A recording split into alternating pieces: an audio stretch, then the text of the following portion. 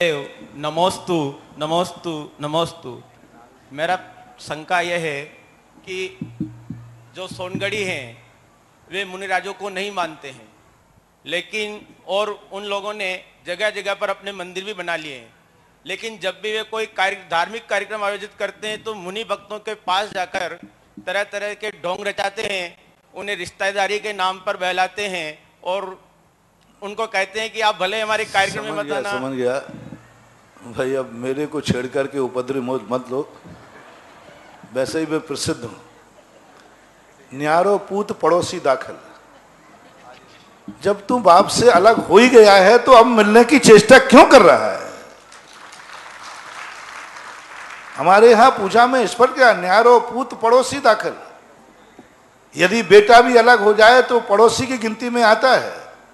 अब उसे बाप के घर में आने के लिए बाप से पूछना पड़ेगा, ऐसे नहीं आ सकता। आता है तो चोर है। जब तुम अलग ही हुए हो तो फिर क्यों संबंध रखते हो? रहो ना, हमें लेना देना क्या है? हम तो तुमसे मिलने नहीं जा रहे हैं। पहली बात तो अलग क्यों हुए? देव शास्त्र गुरु से अलग होने वाला व्यक्ति अपना भाई भी क्यों ना हो, अपना ब्याई जी भी क्यों ना हो, उससे रिश्तेदारी तोड़ देना चाहिए। और रिश्तेदारी कायम रहे तो धार्मिक संबंध तो जरूर तोड़ देना चाहिए। पहली बात तो जो मेरे देव शास्त्र गुरु को नहीं मानता और आगम कह रहा है, उनसे ये पूछो कौन से शास्त्र में लिखा है कि पंचम काल में मुनि नहीं होते हैं? कोई भी एक भी व्यक्ति, बच्चा भी बूढ़ा भी, कोई भी ला करके मुझे दिखा दे कि पंचम काल में मुनि धर्म नहीं है। उज्वर कुंद कुंद भगवान ने स्पष्ट लिया, पंचम काल में, पंचम काल शब्द दिया, परे दुष्सम काले। पंचम काल के दुष्सम काल के 3 वर्ष कम 15 दिन प्रमाण भावलिंगी संत सदा इस पृथ्वी पर रहेंगे। आज तक एक दिन भी कम नहीं हुआ, सदा से रहे, क्षेत्रांतर हो सकता है। जब आगम के अनुसार स्पष्ट उल्लेख है, जो अकेले देव को मानता है वो मिथ्या दृष्टि, जो अकेले शास्त्र को मानता है वो मिथ्या दृष्टि, जो अकेले गुरु को मानता है वो मिथ्या दृष्टि। जैन दर्शन के अनुसार वही मंदिर पूजने योग्य है जहां देव शास्त्र गुरु तीनों को बराबर आराधना की जाती है, यथा योग्य। देव शास्त्र गुरु की बराबर।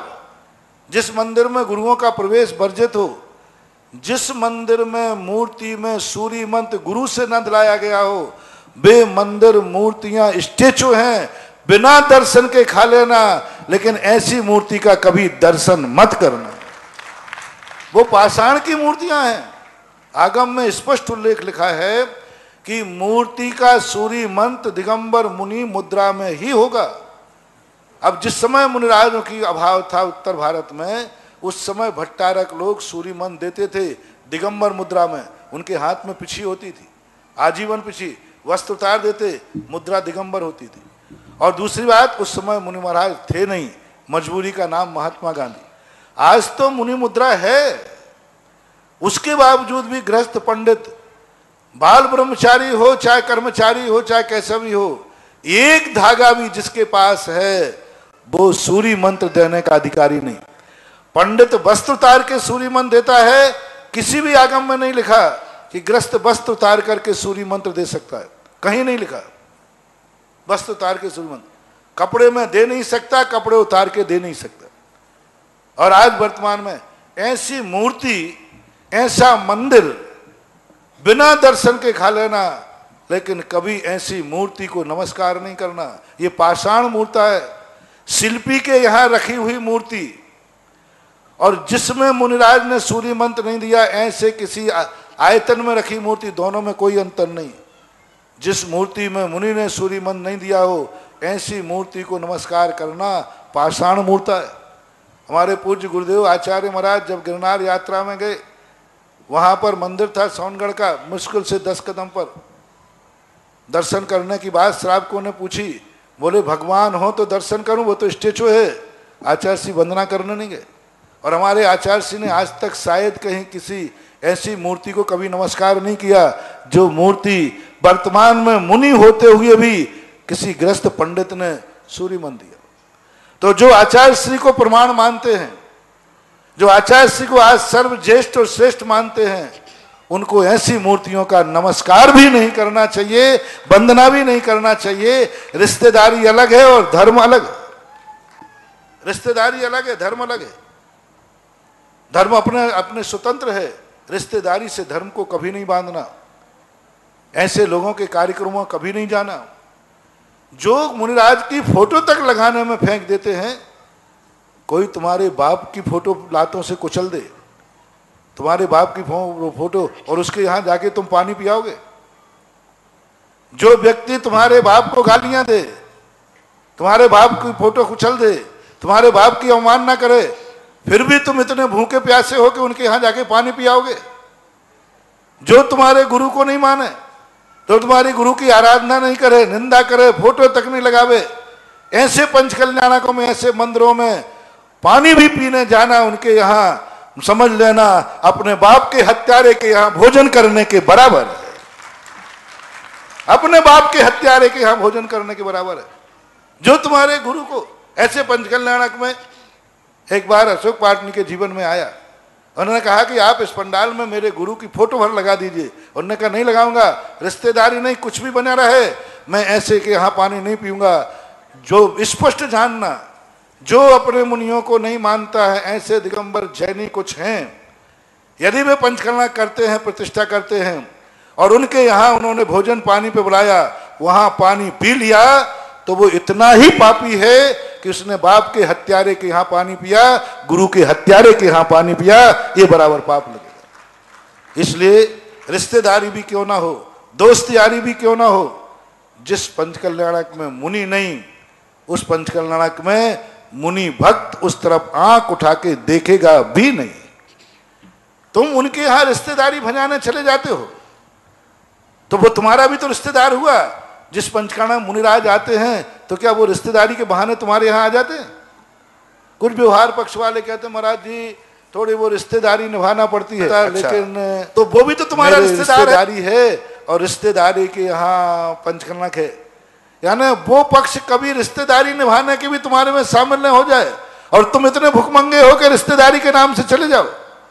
नहीं जाना चाहिए, चाहे वो कहीं भी हो। सारे भारत के लिए संदेश है, जब उन्होंने अपना अलग झंडा गाड़ा है, वो दिगंबर मत है ही नहीं, वो तो कंजाइस्ट है। जैसे ईसा को मानने वाला ईसाई, ऐसे ही कांजी को मानने वाला कंजाइस्ट। अपन दिगंबर जैन है अपन, और दिगंबर गुरु को मानने वाला दिगंबर। सीधी बात है, जो दिगंबर गुरु को माने वो दिगंबर, जो ईसा को माने वो ईसाई, और जो कांजी को माने वो कंजाइस्ट। तो कंजाइस्ट है, वो दिगंबर है ही नहीं, फिर वहां भोजन में कैसे जाना? वहां भोजन में जाने का अर्थ है अनायतन में जाना, नियम से मिथ्यात्व का दोष आएगा यदि ऐसा है तो।